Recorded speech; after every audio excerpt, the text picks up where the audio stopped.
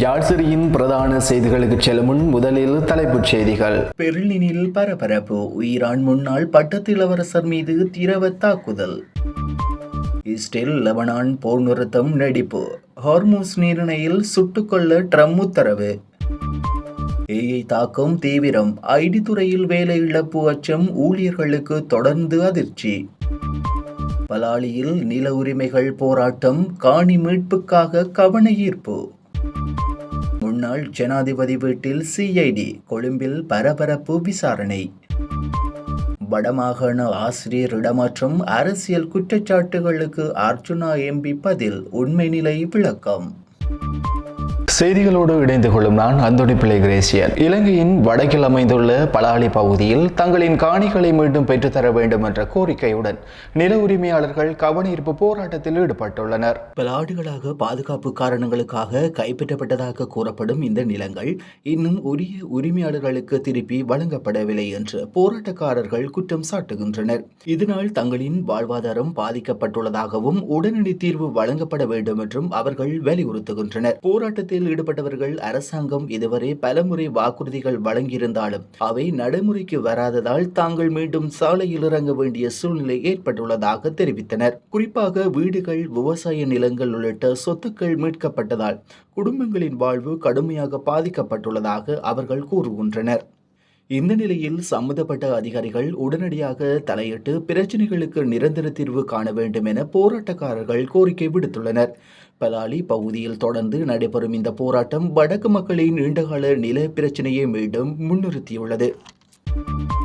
இலங்கையின் முன்னாள் ஜனாதிபதியான ரணில் விக்ரமசிங்கே அவர்களின் நிலத்தில் அதிகாரிகள் திடீர் சோதனை மற்றும் விசாரணை நடவடிக்கைகளை மேற்கொண்டதாக தகவல் வெளியாகியுள்ளன. கொழும்பில் அமைந்துள்ள அவரது இல்லத்திற்கு சென்ற சிஐடி அதிகாரிகள் குறிப்பிட்ட சில ஆவணங்கள் மற்றும் தகவல்களை சேகரிக்கும் பணியில் ஈடுபட்டதாக கூறப்படுகின்றது. இந்த நடவடிக்கை ஒரு குறிப்பிட்ட வழக்கின் தொடர்ச்சியாக மேற்கொள்ளப்பட்டதா அல்லது புதிய விசாரணையா என்பது குறித்து அதிகாரப்பூர்வ தகவல் இதுவரை வெளியாகவில்லை. இச்சம்பவம் அரசியல் வட்டாரங்களில் பெரும் பேசுபொருளாக மாறியுள்ளது. குறிப்பாக முன்னாள் ஜனாதிபதி தொடர்பான இந்த விசாரணை நாட்டின் தற்போதைய அரசியல் சூழ்நிலையிலும் தாக்கம் ஏற்படுத்தக்கூடும் என கணிக்கப்படுகின்றது.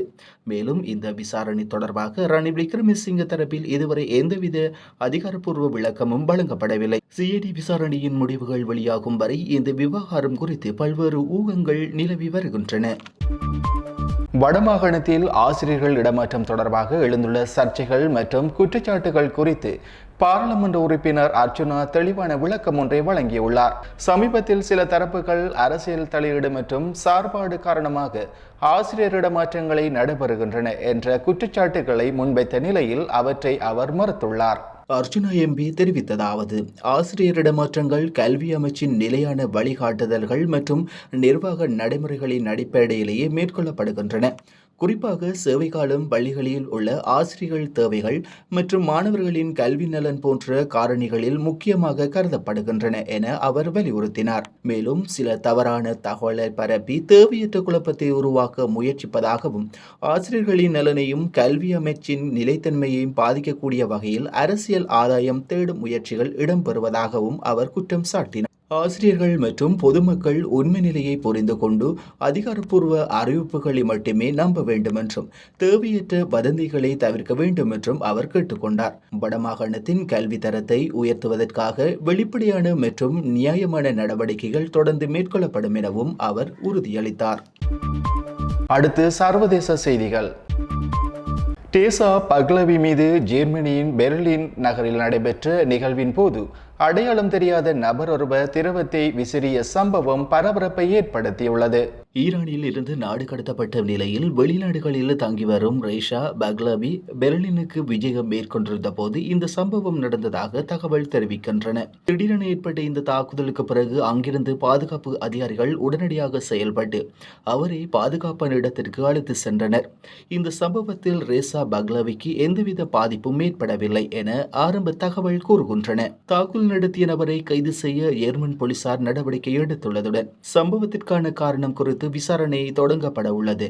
இச்சம்பவம் அரசியல் பின்னணி கொண்டதா அல்லது தனிப்பட்ட காரணமா என்பது குறித்து அதிகாரப்பூர்வமான தகவல் இன்னும் வெளியாகவில்லை. எனினும் வெளிநாடுகளில் வாழும் ஈரான் எதிர்ப்பு அரசியல் நபர்களின் பாதுகாப்பு குறித்து மீண்டும் கவலை எழுந்துள்ளது. மத்திய கிழக்கில் பதற்றம் மேலும் தீவிரமடைந்துள்ள நிலையில் இஸ்ரேல் மற்றும் லெபனான் இடையிலான போர் நிறுத்தம் 3 வாரங்களுக்கு நீடிக்கப்பட்டுள்ளது. அமெரிக்க ஜனாதிபதி டொனால்ட் ட்ரம்ப் முன்னிலையில் நடந்த பேச்சுவார்த்தைகளின் பின்னர் இந்த முடிவு எடுக்கப்பட்டது.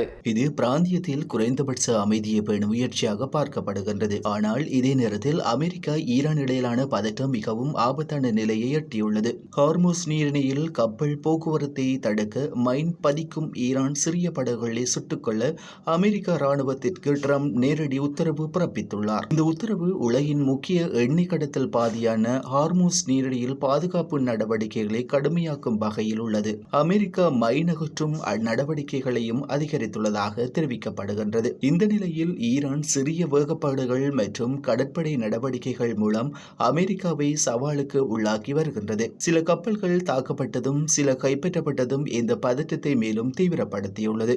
மொத்தத்தில் ஒருபுறம் போர் நிறுத்தம் நீடிக்கப்பட்டாலும் மற்றொரு புறம் அமெரிக்கா ஈரான் மோதல் அதிகரித்து வருவது மத்திய கிழக்கில் மீண்டும் பெரிய போர் வெடிக்கும் அபாயத்தை உருவாக்கியுள்ளது. தொழில்நுட்ப உலகில் வேகமாக முன்னேறி கொண்டிருக்கும் செயற்கை நுண்ணறிவு தற்போது ஐடி துறையில் பெரும் மாற்றத்தை ஏற்படுத்தி வருகின்றது. குறிப்பாக மென்பொருள் உருவாக்கம், தரவு பகுப்பாய்வு, வாடிக்கையாளர் சேவை போன்ற பல பணிகளை ஏஐ தானாகவே மேற்கொள்ளும் திறனை பெற்றதால் பல நிறுவனங்கள் மனிதவள தேவையை குறைக்கும் முயற்சியில் இறங்கியுள்ளன. சமீப காலங்களில் பல பெரிய ஐடி நிறுவனங்கள் பணியாளர்களை குறைக்கும் நடவடிக்கைகளை எடுத்துள்ளன.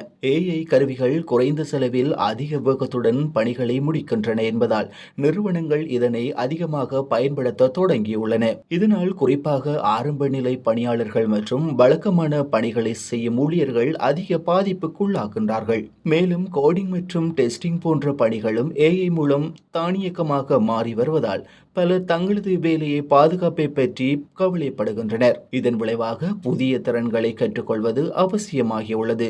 குறிப்பாக AI, machine learning, data science போன்ற துறைகளில் திறமையை மேம்படுத்திக் கொள்ளும் ஊழியர்களுக்கு எதிர்காலத்தில் அதிக வாய்ப்புகள் இருக்கலாம் என நிபுணர்கள் கூறுகின்றனர். இந்த நிலையில் தொழில்நுட்ப வளர்ச்சியை தடுக்க முடியாத நிலையில் அதனை எதிர்கொண்டு தங்களை மேம்படுத்திக் கொள்ளும் திறன்தான் ஊழியர்களுக்கு முக்கியமாகின்றது.